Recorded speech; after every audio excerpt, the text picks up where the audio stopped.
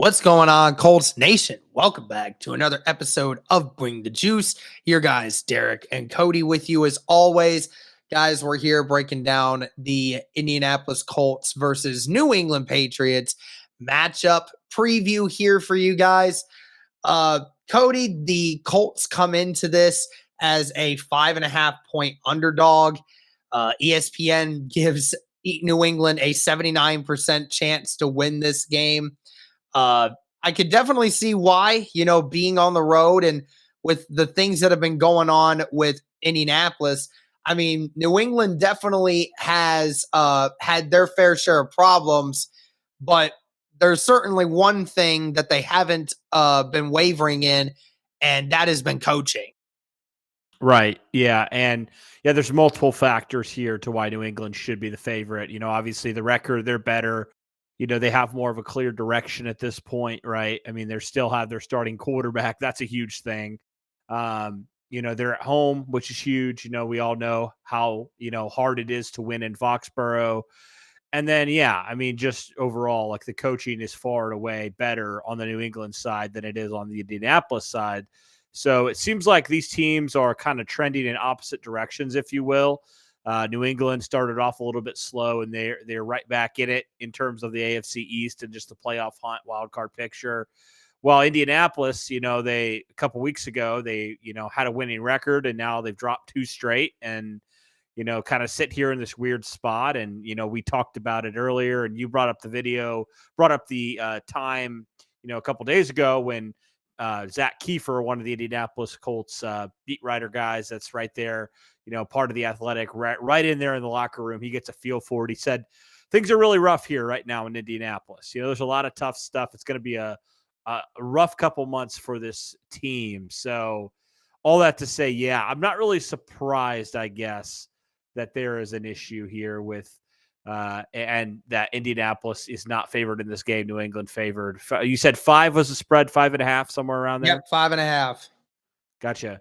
Okay. So, not really shocked by that. I think just New England is just a better coach team at this point. And obviously, even though they're playing a really tough division right now, they're still in it, because I think primarily, and a good chunk of that is because of the guy who's in charge, Bill Belichick. Yep. I mean, the coaching, we know it, has been how you fail as a team and how you succeed as a team. And despite the fact, they're having their issues with deciding who their quarterback is at this point, and we can kind of just go into that real quick. I mean, do you think that there is one guy they're going to favor over the other? Because right now, I know Belichick has said that he really can't even make up his mind at this point about who is actually being better at this point.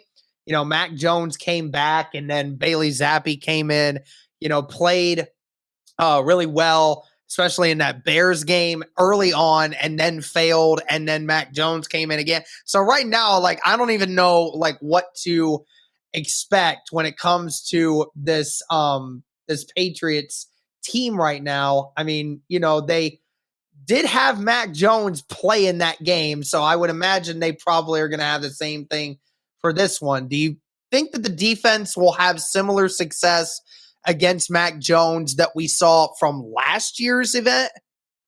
I mean, yeah. I mean, honestly, it's weird how Mac Jones looked so good last year, and he's almost regressed in some ways this year. It's weird to see kind of the year one to year two, kind of the sophomore slump, if you will. I think Indianapolis's defense has a good chance to force a couple turnovers, especially now having Shaquille Leonard back for a second straight week. And just having some guys a little bit healthier, potentially Kwity payback as well. So I think Indianapolis has a good chance here, and I do think it'll be Mac Jones on Sunday. And I think the Colts have a good chance to limit him and, kind of force New England to beat him maybe on the ground a little bit, which they definitely can, because they do have, a pretty good slew of running backs there. So, New England's offense, nothing to write home about, but I think the defense will have some success for sure. Yeah, I mean, Mac Jones, we know he was injured for a good chunk of the year.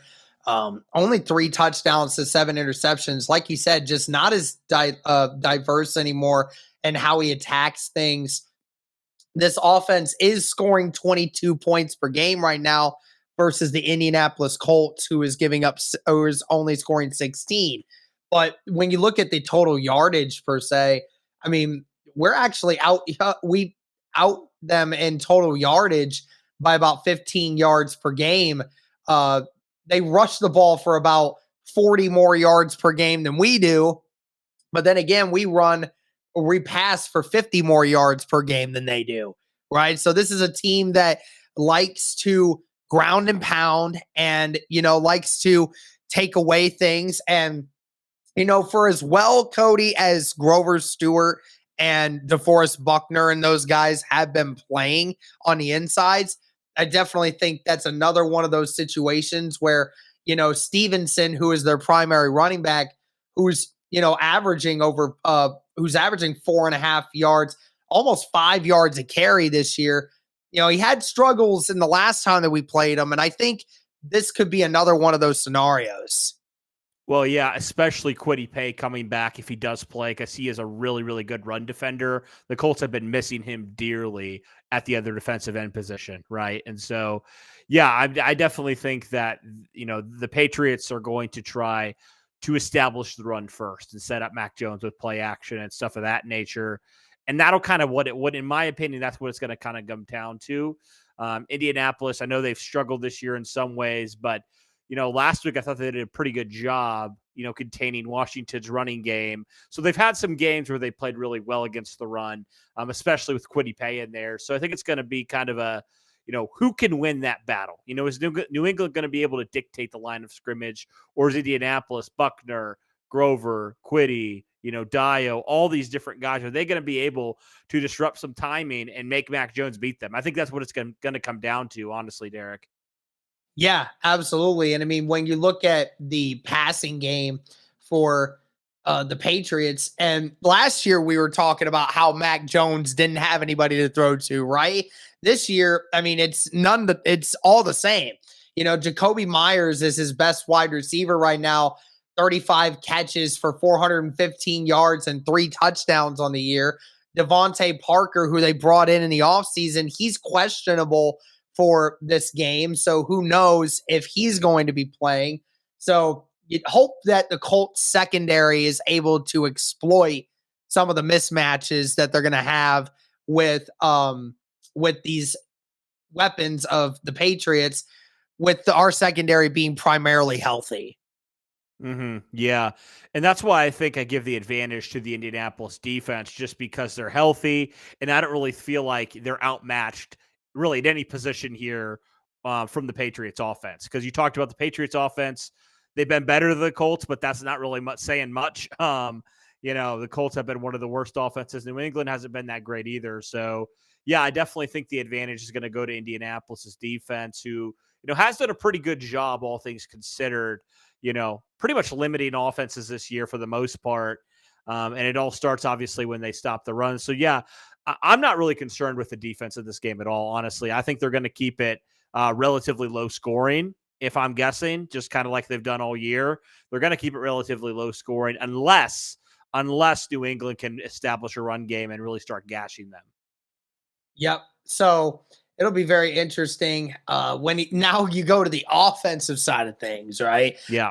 The defense for the Patriots allowing 20.5 points per game.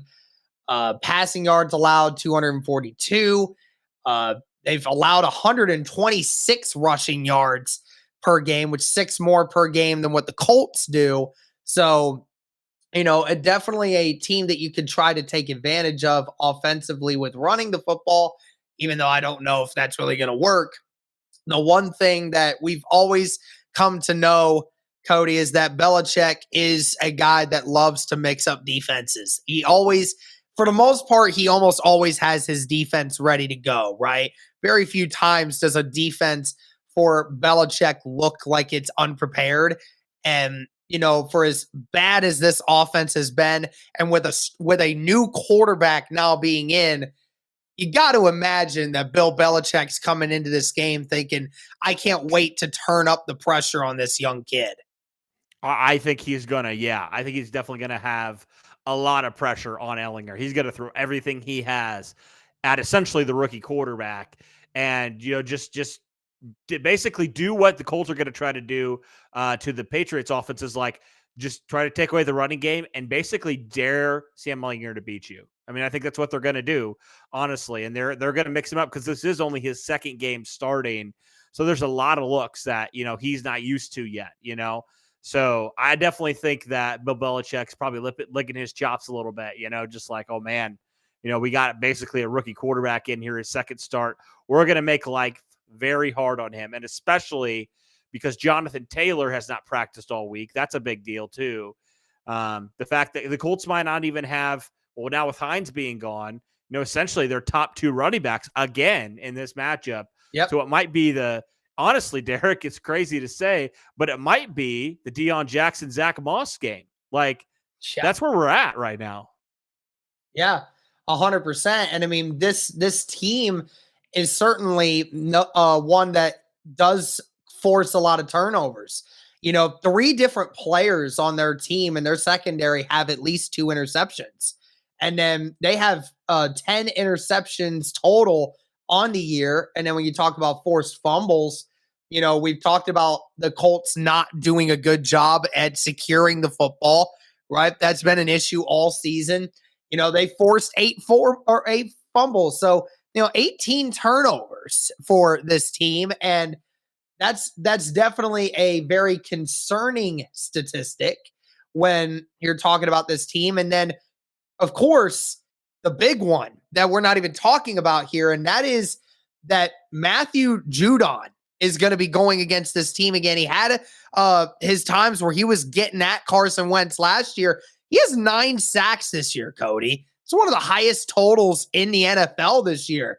And, he separated himself from everyone. Like Deatrick Wise Jr., their other defensive end, he has 5, so you can't take him lightly, but you got these 2 coming off the edges, and that's going to be a very concerning thing. I do wonder how this team's going to go because we haven't been able to protect our quarterback very well over the entirety of the season.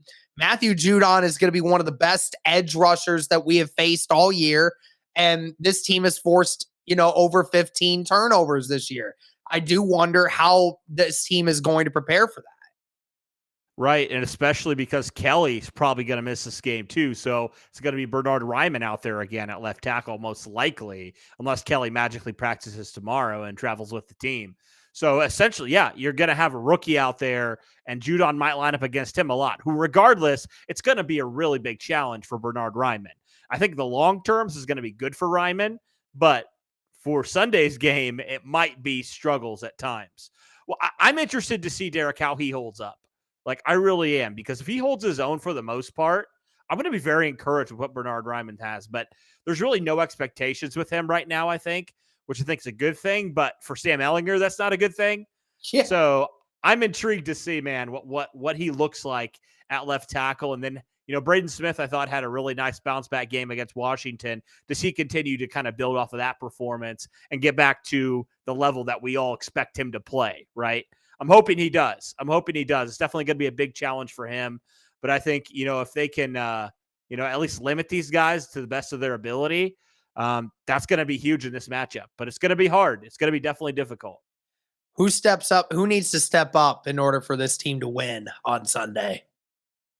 I definitely think whoever's running the football needs to step up. So if that's Deion Jackson, I mean, you could basically just throw the offensive line in there as well. They need to run block better for whoever's running the football. I think just the running game in general needs to be the X factor in this game for Indianapolis. If they could establish a run and they could dictate the line of scrimmage, if they even are using, Jackson, how they did a number of weeks ago where they threw him like 10 passes or something, like I think that, even if it's an extension of the run game, if you're just getting 4 or 5 yards each play, like in keeping the chains moving, whatever it looks like, you just need to be efficient in that thing. So definitely the running game, Deion Jackson, offensive line, all that stuff. I would definitely say the wide receivers really need to step up for Sam Ehlinger this week. You're going to face a tough secondary, and it's going to require some of these guys stepping up and making big plays. And it's really going to be needed for them in order to be able to make things work. And, we saw Alec Pierce getting involved. Michael Pittman needs to start, doing more, and Paris Campbell needs to start getting involved more often. They need to get him involved more often. And you need to be able to use your tight ends in the middle of the field where the worst of the action is not, right? The outsides is the problem. The insides, you can start taking advantage of the inside of that team, but you need to start doing something for these tight ends. That needs to happen. Now, Belichick did say in his presser yesterday that, the Colts are one of the best special teams units in all of the NFL. He always says that every time we play them. I think I don't know whether it's because it's Bubba Ventrone that he knows so well, or if he truly believes that, or if he just doesn't want to say anything else good about them. But that'll be interesting. I mean, do you think we got the leg up on special teams here? Admittedly, I don't know a whole lot about New England special teams, but I do think he's right, especially if Matt Hawk can continue his performance and not have a performance 2 weeks ago. I definitely think the special teams unit's right up there with any of the best, honestly. Really good in coverage. Chase McLaughlin's looked really good at kicker. And if Matt Hawk could continue to have 40 to 50 yard, average punts or something along those lines, I do think this is a good special teams unit. I do think it's just, he knows Bubba so well from his time in New England. I think that was a little bit of that. But I think there is some truth in the fact that Colts do have a really good special teams unit as well, in large part due to Bubba Ventrone. All right. Well, I think we're at that point now, Cody, where we need to do a prediction here. So I'll go first. Yeah. Go for it. I am thinking this is going to be a low scoring game. I think both defenses are very strong. And, given what the Colts eliminate the best thing for New England, which is running the football, we do a good job of stopping that. The New England is going to throw a lot of exotic blitzes at Sam Ehlinger, and that offensive line's been struggling. So I think this is going to end up being a 17-14 win for New England. I think that's just ultimately what I see. I don't think we get 20 in this game. I think being at home for New England also helps, but I just don't know if Ehlinger had a decent game last week, but if he's only throwing for 200 yards against the Commanders, I don't see it getting much better for him against New England. Yeah, this team just is in not a good spot. We've talked about it before. So I think ultimately New England's a team that's going to come in hungry. They need to win. This is a big game for them because, they're sitting there, crazy enough, Derek, at the last of the division right now in the AFC East at 4-4, which is just wild. That just shows how good that division is this year. Yeah. So I think New England, this is a must win for them, obviously. I think they're more motivated. And like we said before, this Colts team, they haven't proven for the last 2 weeks that they want to win, right? Really, this whole season, they haven't proven that. They haven't really taken, except for the Jacksonville game, they haven't won a game, So I think because of the things you mentioned, and also just because I think Bill Belichick's 10 times the coach Frank Reich is, I think that gives New England the advantage. So I'm going to go 24-14 New England. All right. Well, that's it, guys. That's going to do it for this one. Let us know your thoughts on this Colts versus Patriots game coming up on Sunday in Foxborough. Let us know your thoughts. Thank you so much for tuning in. And as always, guys, go Colts. What's going on, everybody? Today, I wanted to talk to you about our sponsor, BetStamp. Now, I know what you're thinking. Derek, another betting app? What is so different about this one now?